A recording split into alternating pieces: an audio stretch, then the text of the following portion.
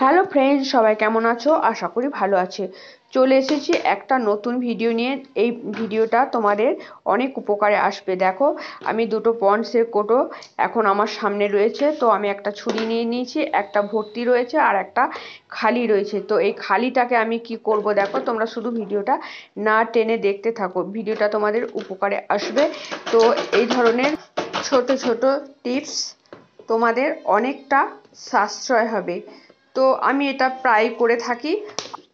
তোমরা কে কে এই ধরনের ট্রাই করছো, তো সেটা আমাকে অবশ্যই জানাবে। আর যদি না করে থাকো, এই ভিডিওটা তোমার জন্য, তো অবশ্যই তোমার উপকারে আসবে।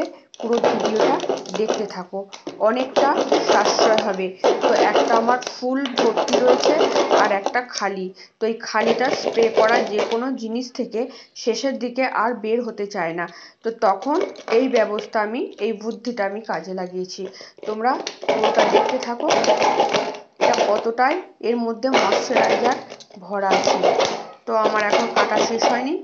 আমি করাতের মতো ছুরিগুলো নিয়েছি। প্লেন ছুরিগুলো কিন্তু হবে না, যে করাতের মতো দাঁড়া, সেই ছুরিগুলো দিয়ে আমি এটাকে কাটছি। তো তোমরা ভিডিওটা না টেনে পুরো, আশা করছি অনেকের এটা কাজে আসবে। তো কিছুটা পয়সা উসুল হবে এর থেকে।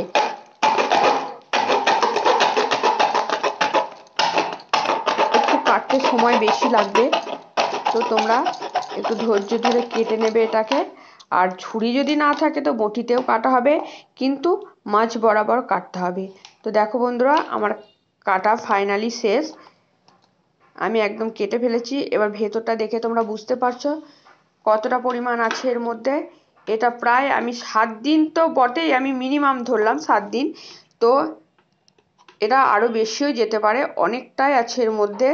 তো এটা না জেনে কিন্তু আগে ফেলে দিতাম। তো এই বুদ্ধিটা আমার নিজে থেকেই মাথায় এসেছিল। এই বুদ্ধিটা তোমরা কে কে আগে কাজে লাগিয়েছো সেটা কিন্তু কমেন্টে অবশ্যই জানাবে। আর যদি কেউ না এই বুদ্ধিটা কাজে লাগিয়ে থাকো, তো অবশ্যই একবার ট্রাই করবে। তো চলো তোমাদেরকে দেখাই পুরোটা কিভাবে কি করছি আমি। পুরোটা কেটে নেওয়ার পর এরপর আমি দুটো খাপের সাথে দুটোকে জয়েন করে আমি এটাকে রেখে দেবো। তো দেখো কতটা পরিমাণ আছে, দুটো খাপের মধ্যে কিন্তু কতটা পরিমাণ আছে।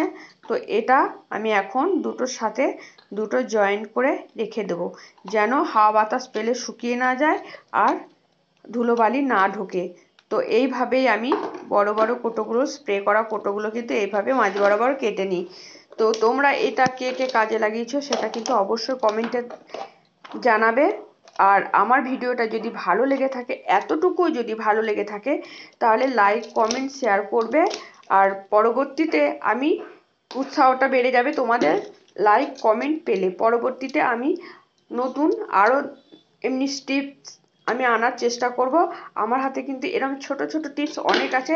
এখন রাখি বন্ধুরা, টাটা।